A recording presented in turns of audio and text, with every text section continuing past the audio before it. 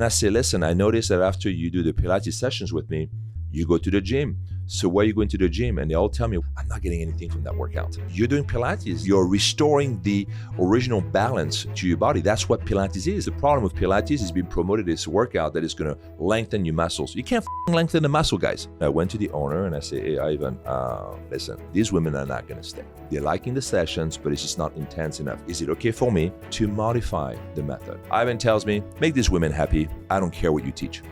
So I basically started to teach a circuit training workout using the Pilates apparatus. I used the reformer, the chair, the ladder barrel, all these machines, but I used it for circuit training. These women were shaking. They were sweating. I swear, Joy. After my second month, I was already getting invited on TV shows, program and stuff like that. What? I was already on TV, yeah. That was fast. Welcome to the Dr. Joy Calm podcast. Today, I have an exceptional guest with us, Sebastien Lagree, who is the founder of Lagree Fitness.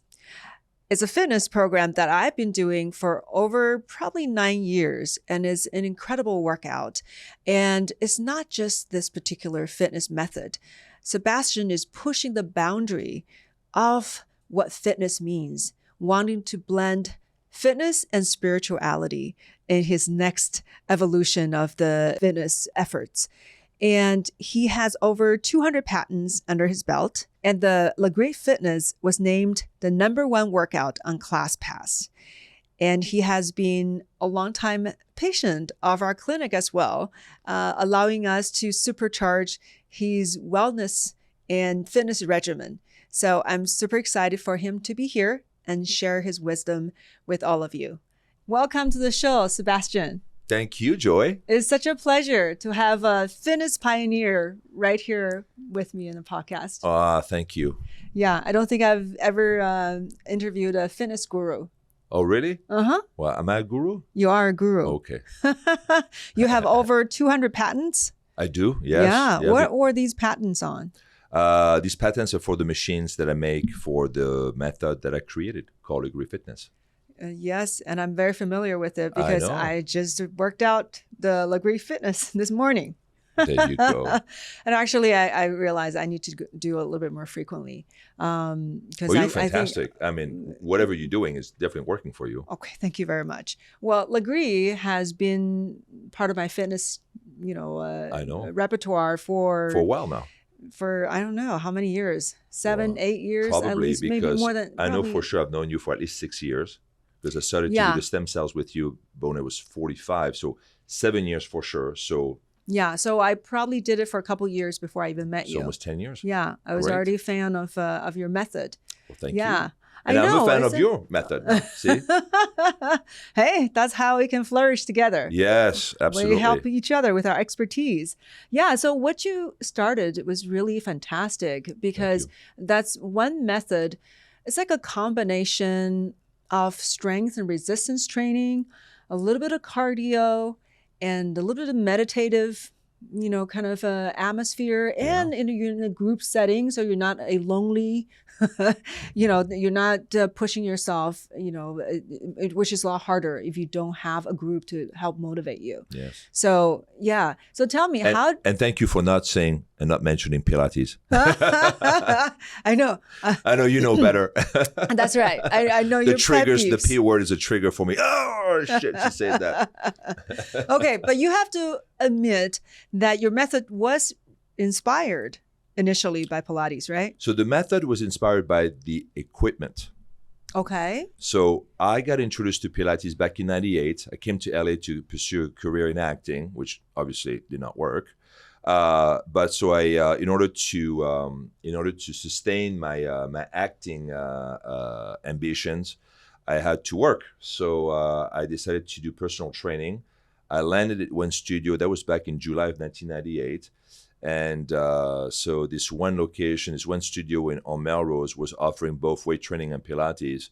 And then the owner looked at me, he interviewed me, and he saw that I knew what I was talking about for fitness, for working out, for movement. So he recommended that I also teach Pilates at his studio. And so when I started to learn Pilates and teach Pilates, I fell in love with the reformer. So the method is based, or the equipment is based on the reformer, but I haven't based any training techniques on Pilates. What I did is essentially I infused all the weight training exercise that I would do at the gym, and also the weight training training techniques, because I use a lot of bodybuilding training techniques in Lagree.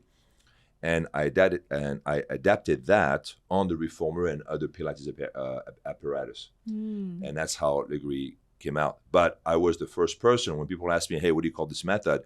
In 1998, I called it Pilates Plus, because I honestly, this was something I was just doing in the meantime. This was in the interim. This was never meant to be my career. I was going to be the next rock star, of action star, like The Rock, that's what I, like Arnold, that's what I came here, I was like super big, was bodybuilding at the time. I had my long blonde hair, so I'm thinking, fuck, I'm 24 years old. I'm like, I'm going to come to LA.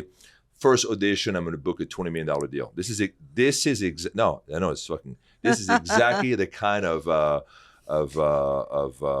high thinking I had about myself, and of course nothing worked out. It worked out better. Yeah. But that's how the whole thing started. So Lagree is essentially like a circuit training that you do on the Megaformer. So the Megaformer is essentially a souped up reformer. I mean, it's no longer a reformer because I got 200 patents, and those patents have really completely modified, the reformer. It's no longer a reformer. All the technology that I added to this machine is it took the reformer to a whole other level, and it's no longer a reformer. So now it's called I call it the Megaformer. Yeah. But yeah. So what do the reformers do for the body, and what did the Megaformer do that's different? So a lot of people today say, I can do the same thing on my reformer. Well, first of all, okay, this is 2025, okay? In 1998, all the reformers looked alike. They're all wooden. They're all about 88, 89 inches in length. They're very narrow. There's a large carriage. There's no platforms on the reformer. There's just like a footbar on the front. You have the springs. And the reformer had remained unchanged since the 1930s. Yeah, actually, if you look at the original patent filing for the reformer, it has nothing to do with the reformer that people saw today. When Joseph created the reformer, it was first just a cart, a cartwheel. It was just a carriage on wheels, and then that carriage there was no track, there was no frame. It would sit on the floor, so you would lay on your back on that carriage against a wall. And then you'd have a cable that ran through the carriage, attached to the wall, up to a pulley. And on the end of the pulley, you had a weight system. So there was not even springs. So that was the first patent that Joseph filed, one of the first patents for the reformer. And I don't know what happened to that reformer, but I don't think it went anywhere. And in the 1930s, you start to see all these like reformers like you see today, on the bed frame. And so that system stayed unchanged until I came in the picture. So in 1998, when you look at a reformer, it's essentially this wooden machine. You have a carriage with shoulder rest, because most of the exercise you do on the reformers are laying on your back. Why? Because the reformer is another apparatus in the Pilates arsenal.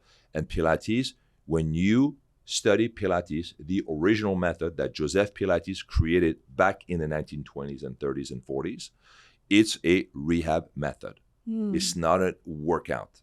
Okay, the term fitness didn't exist until the 1970s. 1980s. Actually, when I did my first documentary on fitness, I had a hard time to locate when the word fitness was actually coined, and I think fitness came out right around Pumping Iron, which was a documentary I think in the late 70s, and which Pumping Iron basically popularized bodybuilding, and I think it might have been Joe Weider himself who coined the term fitness.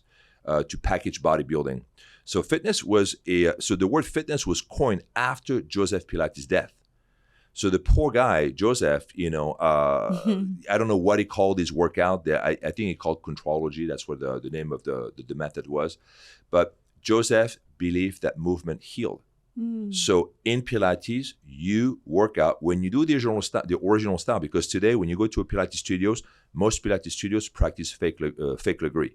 They all do my workout now. Most of the Pilates studios don't do the original Pilates method now. They're all doing my workout, and they're calling it Pilates, which is causing confusion everywhere. The original method is about, okay, what issues do you have? So you have issues in your back, your ankles, your knees, and then you lay on your back on the reformer so that you don't have your weight stressing the joints. You're basically in a weightless environment because you lay on your back, and then you're working with a system of springs, and you're doing a variety of movements to bring the blood flow to the area that is hurting. And Joseph Pilates believed that circulation promoted healing. And that's what he found out, because Joseph was also a nurse. And during the First World War, and that's kind of not this, I wasn't there, obviously, so I'm just, gathering the information that I read on multiple websites. And apparently, when he was a nurse during the World War I, he noticed that having patients active while they were in bed actually sped up recovery. So Joseph was very interested in movement. So Pilates was never designed, it was never created to create a body like yours, for example. It was never to create this tight, sexy, defined look, right? It was just about circulation. So in Pilates, there is no progressive overloading. Progressive overloading is one of the center principle in Lagree. And what it means that, the intensity has to be progressed over time so that you can continue progressing and continue transforming and changing your body. In Pilates, the goal is to do 10 perfect repetitions. Once you do 10 perfect repetitions, you're done. So there's never an impetus, there's never the goal of just doing more. It was never part of the method.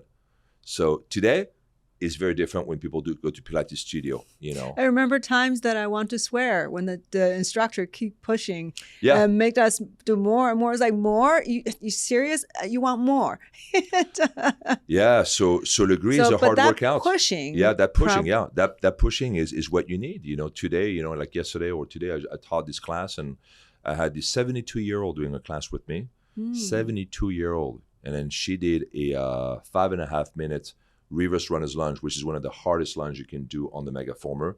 She did it without breaking form. She did a whole 60-minute workout with me without breaking form. The entire time she worked perfectly. And I love that, because now what I want to do with the method, I'm changing the method so it becomes a longevity method. And this is where you and I talk a lot about, exercise, because I think exercise has to be part of a longevity program. If you want to live long and then have good years, you can't do it without exercise. So, and then we'll talk about that. But anyway, So the way you weren't quite satisfied with Pilates because I was bored to death. Oh my God, no, hang on a sec. I taught Pilates because when in 1998, when I decided, okay, shit, I go to all these auditions and no one wants to hire me for the acting job, but everyone is asking me if I'm a personal trainer. The director, the producer, other people that were going in the audition would say, hey, are you a personal trainer? Everywhere I went, people would ask me if I was a personal trainer. Now, I already told you this, right? I have I believe in the supernatural, okay? Right? You know that, right? I have a close connection to a God. Okay, not the biblical sense, but the universe, the source, or the force in Star Wars, for example. I really believe in that stuff. So what was interesting to me is in July of 1998, I had people coming up to me asking me if I was a personal trainer. But this didn't happen once or twice or 3 times. It kept on happening. The only time in my life when people actually walk up to me, okay, sometimes interrupted is something that I did. Say if asking me if I was a personal trainer, it happened so many times in that time period in July of 1998 that I took it as a sign. So very quickly, so I am like this. My whole business is run like this, by the way, guys. Okay, I don't do. Maybe I do like 1 or 2 consumer group, focus group, things, but it's all guts. It's all by dreams. Dreams are very important to me, right? I'm very in tune with this other realm that exists that we can't see, but is definitely affecting our lives, right? So I'm very in tune with this. I meditate a lot. I also do psychedelic drugs and psychedelic. Oh my God, never can say that. Psychedelic. Okay, I'm really into all these alternative ways of thinking and things like that. But anyway, so in July '98, everyone is asking me, if I'm a personal trainer. So I'm like, okay, well, guess what? I got it. God. All right, I'll go and become a personal trainer. So I go to all these different clubs in LA. Everyone is refusing me because I don't have the proper credentials. I'm not a certified personal trainer. I don't have shit. I don't have a resume. I have a master's in business. Oh, but that doesn't count for anything. Apparently, you can get a master's in business, but you cannot get a job as a personal trainer with a master's business. So, guys, okay, just spoiler alert, you can't. So, every club wanted me to become a certified personal trainer. They all had their own program, whatever. I'm like, oh fuck, I don't have a cash at that point. I'm going through my cash, and so roommate is telling me, hey, Sebastien, there's this Pilates studio next door, and I think they also have weight training, so maybe you can go there and ask. So the next day I go there, it's like walking distance of the place I was renting, so it was perfect, right? I didn't have a car, my car had been broken into, so I walked to the place, and then the owner, Ivan, looked at me. I knew exactly what Ivan thought when he saw me, but I'm like, no, Ivan, I'm straight.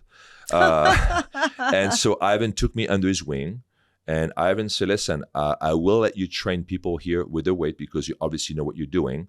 But I want to teach you Pilates, and I want you to teach my clients. And I told Ivan, all right, that's fine. So literally, I met Ivan on a Wednesday. And the next day, Thursday, I had my first Pilates client.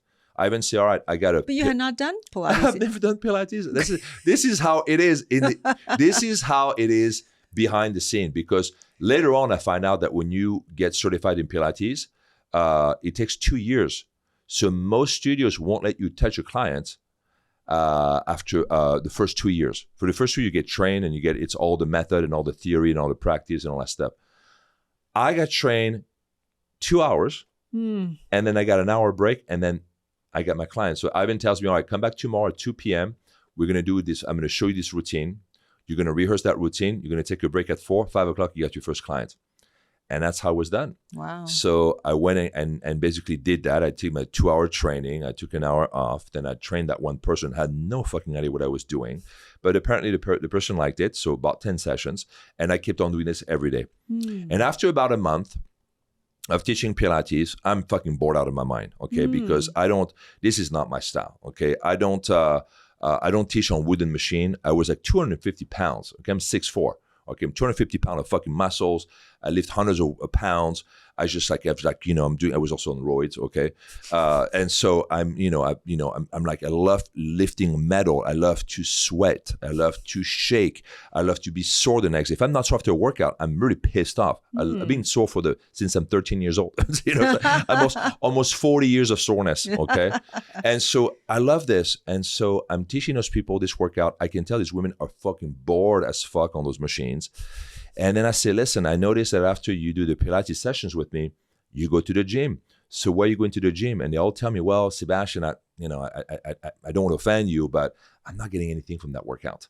Oh. I'm not sweating. I'm not feeling anything. I'm like, well, you're doing Pilates. It's basically you're stretching. You're stretching the big muscles. You're stretching the smaller muscles. You're basically tuning your body. You're restoring the original balance to your body. That's what Pilates is. I don't know what you think it is, because the problem with Pilates is being promoted as a workout that is going to lengthen your muscles. You can't fucking lengthen the muscle, guys. You can work a muscle in its length, but you cannot extend a muscle beyond its points of origin and insertion. It's impossible. I cannot work my biceps and then extend my biceps to my wrist, okay? It's not gonna fucking happen, all right? And by the way, Pilates has been promoted for years that if you do 10 or 20 or 30 sessions, you're gonna have the body of a dancer. No, you're not gonna have the body of a dancer, okay? Do you know how many hours dancers dance? Okay, they dance 6, 7, 8 hours a fucking day. You tell me you're gonna take 3 hours of Pilates a week, and that's gonna give you what? 8 times 5, 40 hours of no. So these women are being sold something and they're disappointed, right? And so I come in the picture and I say, listen, I can give you the result that you're seeking without taking you to the gym, okay? Because some of these women wanted to do cardio. They want to do some exercise, but kind of afraid of lifting weight because they thought that the weight would bulk them up. And also I was working with a lot of women who were actresses or they were hosts, TV hosts, models. So these people had a wardrobe and they could not gain muscle and then not fit in the wardrobe, right? So boots like what you're wearing right now. Oh my God, so many actresses have come to me, Sebastien, this is my boot size. Is this going to make my calves bigger? No, it's not going to make your calves bigger because I was really big, right? I was bodybuilding at the time. I was on roids. I was all pumped. And these women see this bodybuilder guy teaching these women like you, beautiful women, super tight, on this machine. I don't want to get big. I'm like, don't worry, okay? In bodybuilding, you have trained techniques to get big, thick muscle fibers, but you also have trained techniques to get tight muscle fibers. We're going to use the trained techniques to get you tight. Okay. And then so I went to Ivan, I went to the owner and I say, hey, Ivan, listen, these women are not going to stay. All these, I don't think they're liking the sessions, but it's just not intense enough. Is it okay for me to modify the method? And he said, Sebastien, I remember this. I was in one of the room and give massages because Ivan is an incredible man, right? He's a IFBB pro, professional bodybuilder, massage therapist. I think also acupuncturist. I mean, this guy had like degrees all over the fucking walls. Very knowledgeable, and I love people like that who have like multifacets. So whatever Ivan told me was going to be this. Okay, Ivan tells me, Sebastien, make these women happy. I don't care what you teach. Great. All right. So I basically started to teach a circuit training workout using the Pilates apparatus. I didn't use any Pilates trained techniques. I used the reformer. I used the chair, the ladder barrel, the Cadillac, all these machines, but I used it for circuit training. And in between, since it was a cardio room, we would do like 5 or 6 minutes, on the pre-core, and then would mix basically the cardio and the weight. These women were shaking. They were sweating. I swear, Joy. In a matter of 3 weeks, I went from working maybe 12, 14 hours a week to 60 fucking hours a week. Really? After my second month, I was already getting invited on TV shows, program and stuff like that. What? I was already on TV. Yeah. That was fast. That was super fast. So I'm like, then I thought, well, this is why I was getting all these messages in July. So I'm supposed to do this, right? But anyway, so that's the whole thing. That's how everything started. Wow. Yeah. That's amazing. So you were grabbing different things along with the machine to create this workout. Yeah. And then I knew that these women had to move constantly, right? We had to use time and attention, which is absolutely in the concept that does not exist in Pilates. Okay, there's no fucking time and attention. Don't even tell me. I'll challenge any Pilates master to demonstrate time and attention. Doesn't fucking exist. So time under tension. What does it do? So you're keeping the muscles exactly engaged. So you're timing the muscle contraction. So in Lagree, you have to keep the muscle contracted for at least 60 seconds. 60 seconds is the trigger for the aerobic system to kick in. So when people tell me, well, this is not aerobic. Oh, why? Well, because I'm not running for 20 minutes. Do you know what aerobic activity means? Go look it up. 60 seconds of continuous motion. That's aerobic. It's all it takes for the body to turn into aerobic mode, cardio mode, is 60 fucking seconds. So if you do your sets, and each of your sets are at least 60 seconds, it's cardiovascular. But so many people are just old school about training. They're completely unable to accept new ideas, new things. Me, I'm all about new ideas and new things because obviously whatever system that we have in use right now is not fucking working. We have more and more obese people. We have more and more people not working out. So I want to find the techniques. I want to find the technology that triggers people into want to work out because working out is life, exercise is life. Well, some school of thought says that you have to reach a heart rate to a certain level to reap the cardiovascular benefit. Yes. Right. Well, there's an anaerobic and an aerobic threshold. So when you go into anaerobic threshold, you start to burn more sugar and less fat, and that has to do. And you figure this out with basically your age, and then I forgot what it is. You have to take an age and you take a minus. You take 20 off. I forgot how you calculate that. Yeah. I used to know. But now I don't give a shit about this. You don't care. I don't care about You don't this. think for cardiovascular health, you need to get your heart rate to a certain level. Like that's so it depends. I think as long as your heart is constantly pumping, right, Uh-huh. and at least as long as you're about 100 beats per minute, right, it doesn't take that much to be at it takes a little bit of effort. Like walking, I think if I walk around, I think I might be like 100 beats per minute or whatever. It depends why you want to do cardio for. I mean, are you doing it to keep your heart active and young and healthy? Or are you doing it because you're doing like some events, are you doing it are you competing in something? Do you want to burn fats? All of that stuff, right? It depends what you want to do cardio. I think what we need to do in the fitness industry today, we can't just throw everything in the same basket. Lagree, Pilates, yoga, CrossFit, Zumba, it's all fucking different. You cannot blunt these fitness activities. They all have different goals, different purpose. Who's to say that Lagree is better than yoga?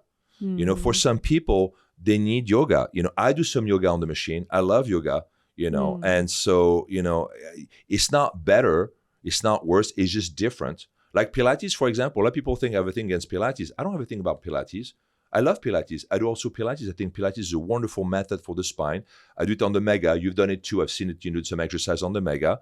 But I don't teach Pilates because to me, it's fucking boring and it's just not intense. And I'm an intense guy. I'm not a guy who's going to lead you through, guide you through meditation. Okay, I'm a guy who's going to make you sweat and shake and sore the next day. That's who I am. That's what I love. That's what I like from my workout. But I love Pilates. But what I don't like is when people call Pilates Lagree because these two are different. For me, they're as different as night and day. You wouldn't call the night the day or the day the night, right? So it's all in name calling, but they're all separate, right? So it depends what you want to do. A lot of people want to work out, but they don't know their goals. If you ask them what they want to do, they don't know. They want to work out. Most of the time when people say they want to work out, they want to lose weight.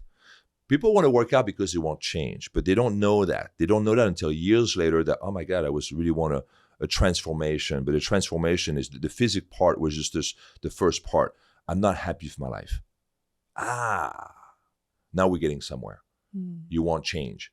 A lot of people want to work out because they want change, but they can't exactly put the fingers what they want to change. I want a tighter butt. I want sexier abs. I want arms. Okay, all right. Well, there's tons of different ways you can achieve that. You don't even need to do Lagree for this. You could do it at home. I could show you some exercise right now that'll lift your butt up, tighten your triceps, make you do some weight. So why do you want to work out? It takes years, and some people will never really get to the bottom of it, why they actually really want to work out. What is it about the workout? For me now, things have changed. I love to have a muscular body. I'm 52, and then maybe in 3 or 4 years, I'd, if I can make the time, I wouldn't mind competing. I wouldn't mind doing some classic shows and I think it might be good for me. Bodybuilding. Well, not the bodybuilding you see on stage. You have different classification. One of them is basically a classic, is more like a bikini thing. So you don't have to be super muscular because I honestly cannot do the supplement, the drugs that it requires to be at that level. But I think it'd be good for me it'd be a good challenge, a mental challenge. But the number one reason I really work out is because I was telling you earlier, it keeps my energy at the highest possible level. So for me today, clarity and focus in my mind is the most important sensation, the most important emotion for me, because I'm leading this method that is growing like globally. I have a lot of opportunities, also a lot of threats. And when I come in at work, I need to be 100% focused. And so everything that I do, the stem cells that I do with you, I do the hormone replacement program, so the Simorelin or whatever the thing is fucking called, and then all the vitamins and all the stuff. Everything that I do is for me to function to allow my brain to function at the highest optimum level, because I need to know exactly where I'm at, where the industry is going, what I'm creating, how it's going to affect. I need to be 20 steps in front of everyone else. And so that's why I work out today. I could not get this meditating under a tree, eating an apple. Okay, or reading a book or listening to whatever. I need to work out. The only time that I get that clarity and focus is after I work out.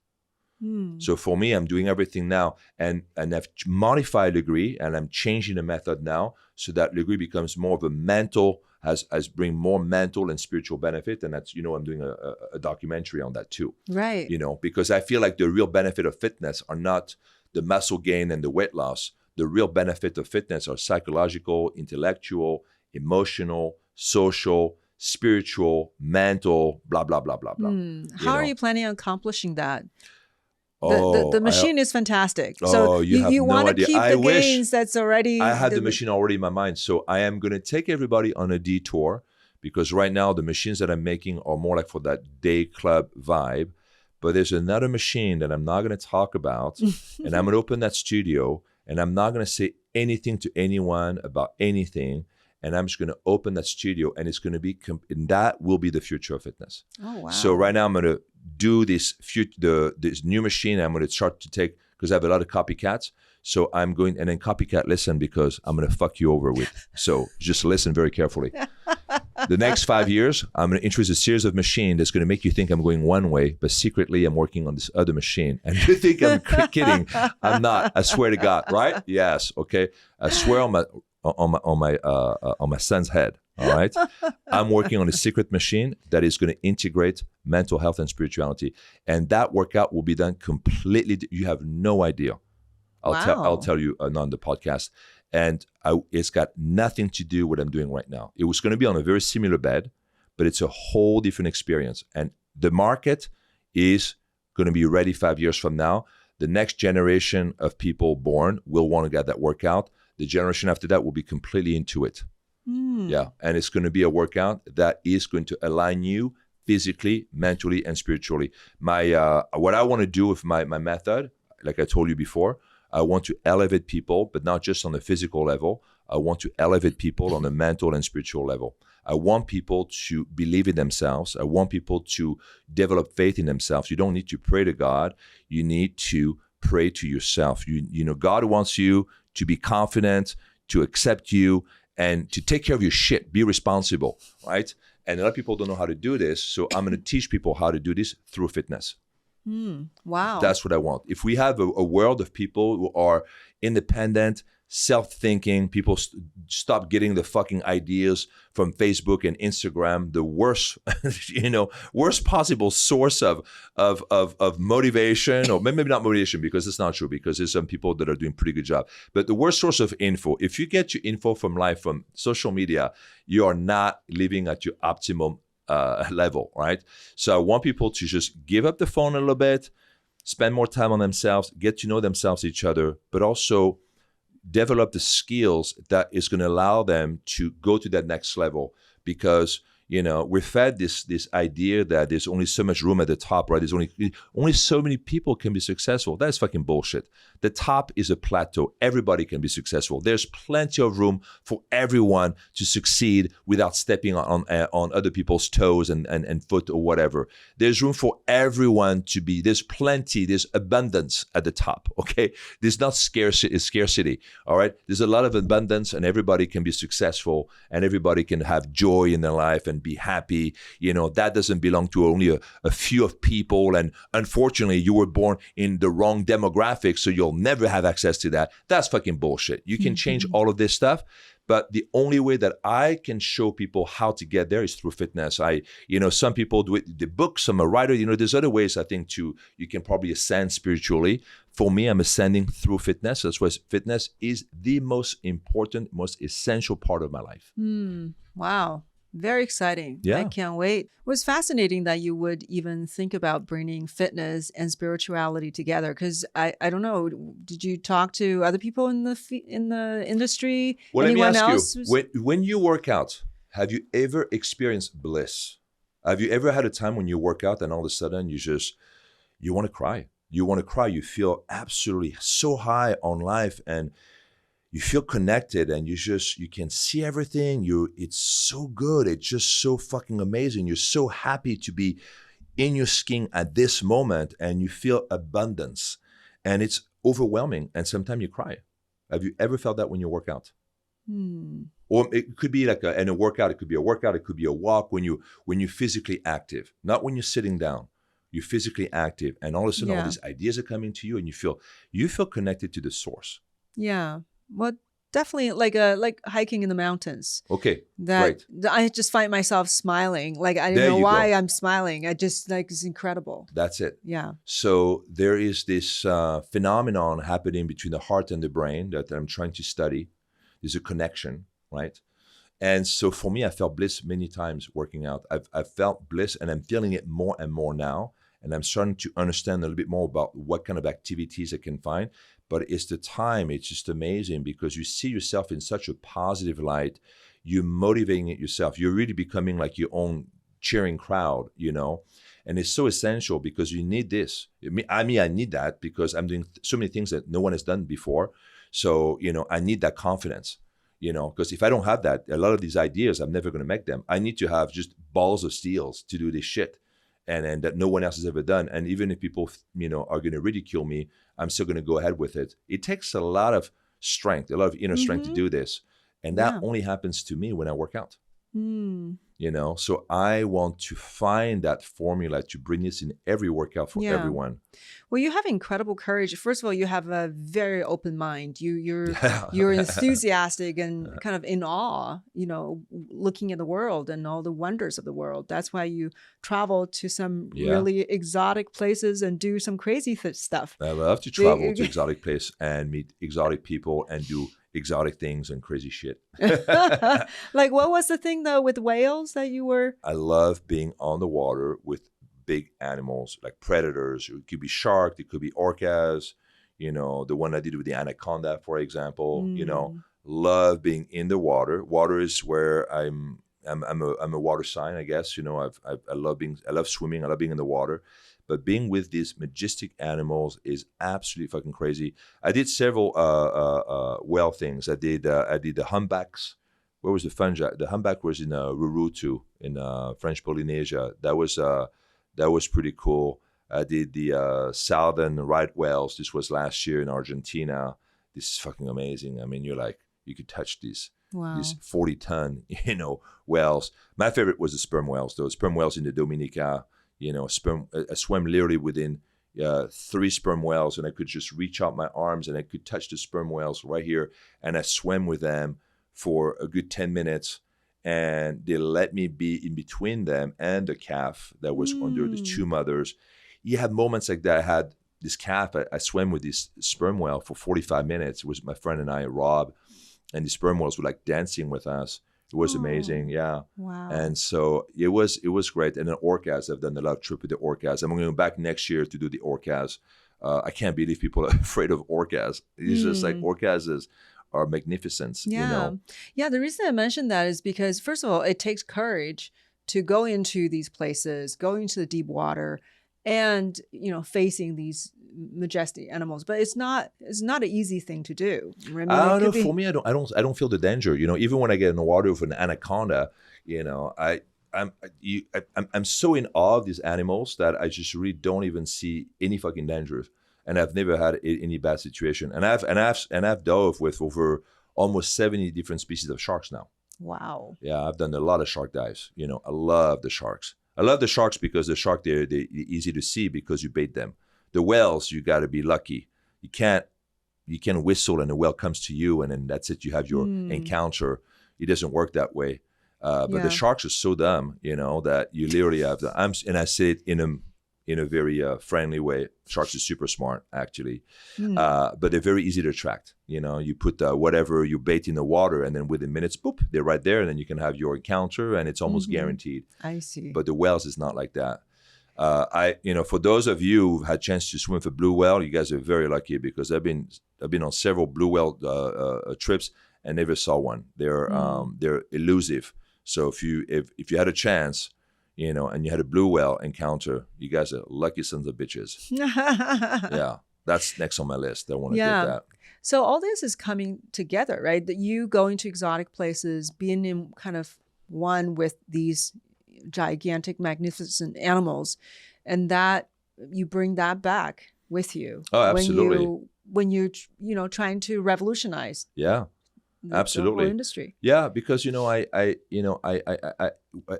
feel that people, if once humanity reach a certain amount of consciousness, a certain level of consciousness, we're going to completely go back on the way we treat animals, and I think we're going to have a lot more respect. We need to care of this animal. I can't believe that with how many species have we killed off since in the last 100 years? Is it 50, 60, 70% of the species are dead because of us? It's appalling, and it doesn't have to be that way because there's room for everyone, and then especially when I see how we overfish the ocean, and then you go to restaurants and then all this waste sitting on the fucking table is disgusting. Yeah. So I hope that we can change, and think of others beside ourselves, and then start to be aware of our impact on this planet, So in that sense, that kind of helps me to forge this desire to create a method to change the world from within. People are not going to change unless they want to change for themselves. So the only way change can happen is from within.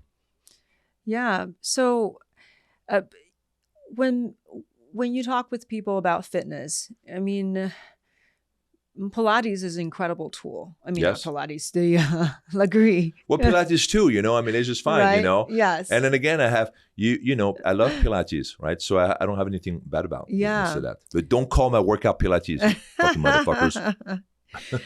So how would you advise people on their approach to fitness? Someone said, I want to get really fit. I want to look good and my body function optimally, and this is good for my longevity. Like, if that's the goal, what's your advice? Well, first of all, I advise people to start young. Okay, fitness is really something you should be doing, since the day you're born until the day you die. But when you want to start a fitness regimen, you got to ease into it. People are going to watch. People, let's say, are they're getting weight, and all of a sudden they watch the movie Rocky. It's like, and they get all pumped up. It's like, that's it, tomorrow I'm gonna go for a run, and then they do go for the run the next day, and then they get super sore, but they keep running, and then not listening to their bodies, and after 2 weeks they stop because they're like, oh my God, this is like, I'm sore all the time, and then that was it. That is the wrong way to start the fitness regimen. You want to ease into it. You want to start slowly. Okay, first of all, don't start fitness regimen when in your vacation. That is unrealistic. Okay, if you have a busy life, this is the perfect time to do fitness, because you're gonna have to make the time, but you don't need a lot of time, And fitness is a two-way street, right? Because you have the actual workout, and then you have what you eat. All right. If you don't eat all that shit that you're putting in your body, guess what? You don't have to burn it off. All right. So if your goal is to lose weight, probably before you start working out, you should already make changes to what you eat, because otherwise you're never going to out-train a bad diet. You're always going to look like a fat fucking pig. Look at me. Okay. Look at this right over here, because daddy eats whatever the fuck he wants. Okay. I have a huge sweet tooth. I'm working on it, by the way, right now, because when I shoot my videos, I see that little bulge now, and it's like, oh shit, I got to start working on it. I've seen your plate that one time I went to your warehouse, and then you had your whoever prepared or you ordered a plate of food, and I was not approving of it. I know, yes. Well, I'm changing that now. So now I'm actually eating better. I'm doing my cardio, but I also know that. What kind of cardio are you doing? I have a machine, so I've transformed a pre-core. And I've added more elements to the pre-core, so I can do a full body workout on the pre-core. And so I have spring system all the way around it. So I basically work out and do the pre-core at the same time. So in 30 minutes, I am sweating like a crazy. And so I'm doing that every day now. And I do my weightlifting in the morning, but my weightlifting is very different because, like you saw my place, I don't have traditional weight machine. I tweak everything that I have. Every piece of machinery I have at my gym is being modified, altered, or completely changed to incorporate new ideas and new training philosophies, and because I want to get bigger, but not at the expense of my body, right? So if I want to get more muscular, but I don't want that to affect my mobility, my posture, my youth, my longevity, anything like this, all right? If I put more muscle on my body, it's got to, at the same time, keep adding more energy, and it's got to be done the right way, Okay, I don't want to get big for the sake of getting big. Moving, being flexible, all that, being mobile is very important. But what I was going to say for people, to find an activities that, first of all, that it can get to in less than 10 minutes. Because if you want to work out, but now the gym is 30 minutes away from you, you're never going to go there. You're never going to start. Okay. So if you're going to do cardio to work out, okay. So first of all, like I'm saying, change your diet. Make sure that you have control over the diet, because there's no point of wanting to lose weight by just doing exercise itself. Stop it. You're going to lose. Okay. Forget about it. You need to first change your diet, and you need to stop gaining weight. Once you stop gaining weight, and maybe now you start to take weight off just from diet, then you can start working out. And then the way you're going to work out, you're not going to work out every day for an hour, because that's not sustainable. You're going to do 30 minutes here, 30 minutes there, maybe do workout at home. Do something that you can do easily and effortlessly. Fitness has to be effortless. If it takes time, money, energy to get to you're not going to stay. So be honest with yourself. You're not going to fucking do it. You've never, let's say you're 40 years old, you've never worked out in your life, you're not going to drive 40 minutes to go to the gym, pay that expensive membership. You're not going to do it. You're going to do it the first time, and you're not going to go back. Be realistic. First of all, to lose weight, to have a great body, you don't need to go to the gym. You don't need to do my method. You don't need to do anything. You can do some workouts, at home. So you have to find something that you love doing. For me, I love bodybuilding. I fucking love it. I love it. I can tell you. For me, it's easy to work out. Every day I work out for an hour and a half. I absolutely enjoy this. You have no idea. I love lifting that dumb weight. I love it. I love doing biceps and back and shoulders, and then do my forearms and my obliques and my lower back and my real delts and my traps. I love working all these muscles. I've always enjoyed. So for me, I know that even on this might be a year or two and I was not so good on my diet, I'm okay because I'm still working out. Okay? That is very important. So now I want to lose some weight. All right, I'm going to add a couple cardio in 3 months. This right here is going to be gone. I fucking tell you. It's going to be gone. You'll be gone, right? You're going to be gone, right? Please, you're going to be gone, please. All right. Right. But so you have to find something that is manageable, something that is enjoyable. Bring a friend. I've always believed in the buddy system, bring a friend. It's the same tips that I gave 20, 30 years ago. It still applies today, go with a friend,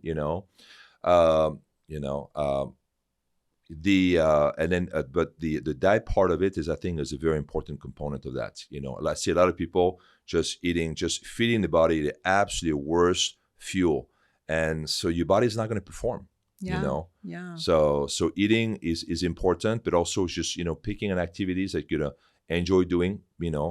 If you love swimming but you live in the mountain, sorry guys, unless you have a pool or somewhere, pick something else. So you have to be realistic. As well. Yeah. So when it comes to Lagree, what is the ideal frequency that a person should work out? So Lagree is a muscular endurance workout. So it means it's like running. The more you do Lagree, the more you can do it.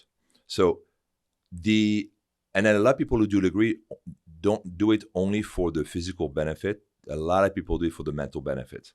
A lot of people tell me that's the best workout for them to really stress.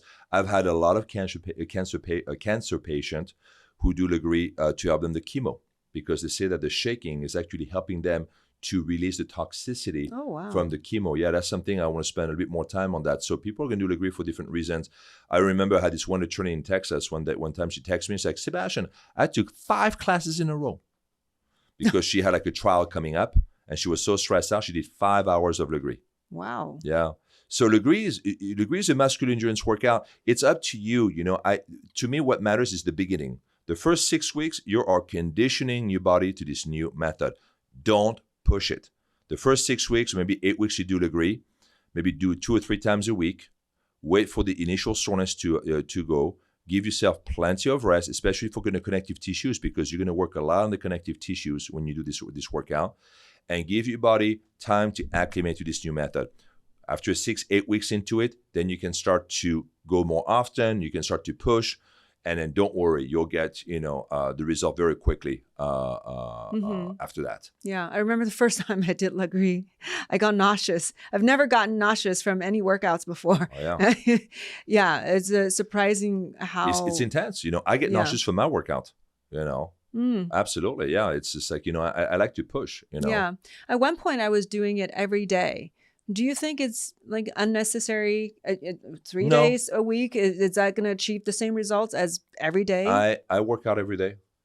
I work out every day. Sometimes that's why I go on the strip sometimes. That's why I like to go diving, because I'm like, okay, I've been working out for 8 weeks now. I need a week off. So I'll go dive somewhere. So diving is extremely therapeutic for both the body, but also the mind, right? Because, when you go dive in cold water, first of all, you do like cryo, and then you're doing also hyperbaric treatments. You do your oxygen therapy and cryo both into one basically session. And not only that, but you see beautiful, you see a whole different world out there under the surface. Do they have research on diving, what it does as far as health? No, but it has the same effect as the hyperbaric chamber, because the pressure is going to liquefy the oxygen, and it makes the oxygen penetrates your cells. Really? Yeah. They've proved that. Yeah. But that's how the hyperbaric chamber works, When I go to Utah, I'm going to buy this hyperbaric chamber, and I'm going to do that because I really feel that oxygen therapy is a good treatment. But I do O3 with you. The ozone. The ozone, yeah. Yeah. Yeah, I like that.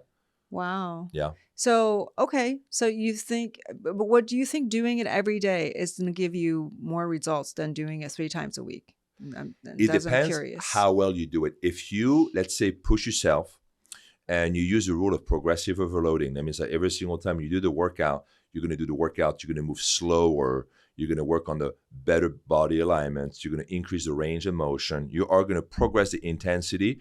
Then I would say don't do it every day. Give yourself a couple of days of rest, because you work the slow twitch muscle fibers. The slow twitch muscle fibers recover very quickly, but you also work the connective tissues, and the connective tissue takes a longer time to recover. So then you can do maybe 3 times a week. But honestly, I'm going to talk against myself over here, but I like to mix the stuff. I would do Lagree. I would combine it. If you have some extra time, do a couple sessions of Pilates. They actually, that combination might work really well. Yeah. You could do also yoga, Pilates, Lagree, work out really well. For me, I can't tell you to do Lagree every day when I don't do Lagree every day. I get on the Megaformer. I do a bunch of exercise. I'm always doing exercise on new prototypes, right? Every day I try new things, which I fucking love to do. I love to invent new ways of moving. This is like literally the tip of the iceberg for me, the cherry on top of the cake, right? But you just combine other things. I think it's great, other modalities of training. But if you love Lagree and you only want to do that, I would say then use the rule of progressive overloading. Progressive overloading will be integrated in the machine in the future. In the next couple of years, you'll start seeing machines that are more electronics, that are more basically, that have intelligence, and the machines will start to work with you and helping you to push the intensity or progress the intensity. Yeah. So how did you even get so interested in fitness in the first place? Oh my God. I think I told you this, right? I met a girl. Because what happened is I was always active when I was a kid. And then when I turned 11, I remember I went to my friend's house, and he just got this this game console called Intellivision. And I do this video game called, I think it was like Knight Rider or Night Stalker or whatever the fuck that was. And oh my God, next week I had the same console in my living room, and I was playing, and I was hooked, and I was playing that hours a day. And then from 11 to 12 to 13, I started to become really heavy, really fat. And I was probably the only fat guy in France at that age, which was probably in the early 1980s, because everybody smoked in France at the time. In the 1980s, everyone my age would smoke. All the 11, 12, 13, they all smoked. I was the only fat fuck around because I was the only one not smoking, but I was eating ice cream and whatever. I was living life, right? Playing my video games. And I remember I met this girl when I was 13 years old, Elodie, and beautiful French girl, tall, very pale skin, green eyes, but just the face of an angel. And that was my first French kiss, and then I lost my virginity to her. And I got to tell you, that all it took. After that, I wanted to look like a Greek god for her. And the motivation came to me. Then because I went to the gym when I was 11, because when I started to gain weight, my mom got really, really scared. My dad got so embarrassed. So my parents used two different strategies. My mom tried to take me to the gym and tried to motivate me. And then my dad would pay me to lose weight. Neither of the strategies worked, right? I did the weight training for a little bit and I stopped going to the gym. And then with my dad, what I did is I would lose the weight because I would run with him. Okay, my dad would take me, running with him. And I say for every kilo that I lost, we get a certain amount of francs or, dollars. And then after, if I reach a certain milestone, I get these big bonuses. Well, I reached all those milestones. I think I ended up making like 2,000 francs, which was like a lot of fucking money in the early 1980s, And so, I bought more video games, and then so I stopped running with my dad, and my dad got so discouraged, and my mom, same thing. And then I met Elodie, and then motivation. And that's what I was telling you earlier, that motivation comes from within. You cannot motivate people to behave a certain way. They have to find it for themselves.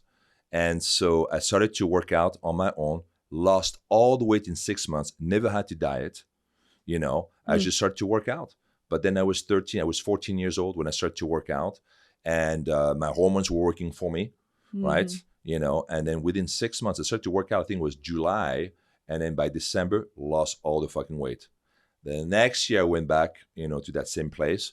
I had fucking abs. I was like I had the best body on the beach. I was like shoulders and pec, and people stopped calling me by my nickname too. That was a huge thing. My nickname is Baba because in my early years in France, I used to eat this dessert called baba au rhum. And it's a donut soaked in rum. Whoa. It's delicious. Okay, if you have a chance in France, eat that baba au rhum. So people call me Baba because I was eating that dessert and I looked like a fucking donut. and so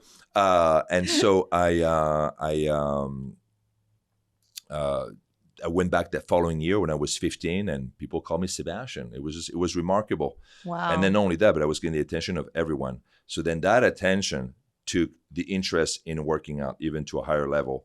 Thank God that in the early 1980s, there was no social media, because I would have been this very obnoxious dude posing himself all the time, with the abs and the chest and the biceps. And that would have been me. I have no desire today of doing this shit, right? I feel bad for those people now. But that's what it took, So you have to find your Elodie, in a sense, right? Right. You have to find that motivation for yourself. It's true. Yeah. Find that spark. Yeah. Well, Sebastien, this has been amazing. What a cool journey. Joy, it's always a pleasure to hang out with you. Yeah. I love her, by the way. Joy is this, she's always got new therapies, new things. You are also an inventor in your own ways. You're always trying new therapies. You're always calling me about these new things you have. So I'm very excited every single time, Yeah. Well, that brings to the point that you actually utilize some cutting edge tools to enhance your physical fitness. Absolutely. Stem cells therapy, doing the NADs, doing the exosome, the O3 therapy. All of this is actually, I want to do that more now, because I feel that I'm getting so much out of this. And at 52, I've never felt better. I feel like I'm really at the highest. I don't think I could function at a higher level right now. Wow. It's fucking amazing. I have the energy, I sleep good. I mean, every function in my body feels like it's vibrating at the highest possible frequency. And it's amazing. And I'm attracting everything at that level too. Oh, wow. That's so wonderful. It's just like, I feel like everything is coming now because I'm working on myself. And that's the most important thing. I tell people that your day should start at the gym, but you really have to take care of yourself, and everything else is going to take care of you. You just take care of yourself. Everything will come to you. You don't have to chase a thing. You take care of yourself, everything will come to you. Yeah. Yeah. And you're doing stem cell. So you were talking about, wanting to amplify it. But as we age, a good analogy is that aging is like a roll of toilet paper. Yeah. And the older you are, the faster, right? The more you use it, the faster it goes. So I think when we're younger, probably we don't need to have it as frequent. But the older we are, so I love the frequency. I love the program I'm on right now. Yeah. It's amazing. Always amazing to have you at our clinic. You're just, everybody loves you. Well, and I love everyone, and I love you too. All right, Sebastien. So where can people find you, follow you? You can find me so on the internet. You go to lagreefitness.com. Lagree spelled Lagree, fitness.com. And otherwise, you can find me on Instagram, Lagree Fitness, or you can follow me at Sebastien.Lagree.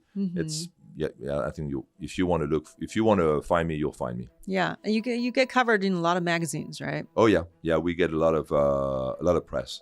It's funny because we've been covered by the press for 27 years, and every single time talk about this new trend, this new workout. I'm like, guys, we've been around for 27 years, okay? And we always get the same kind of article. It's like, oh, it's all new things. Just like, no, it's been around for 27 years. It's been evolving too, but it's been around for a while. Yeah, amazing. I look forward to keep following you or your inventions and inspirations. Thank you. Well, you'll know because I'll brag about it to you. Please do. Wonderful. Thank you, Sebastien. Thank you, Joy.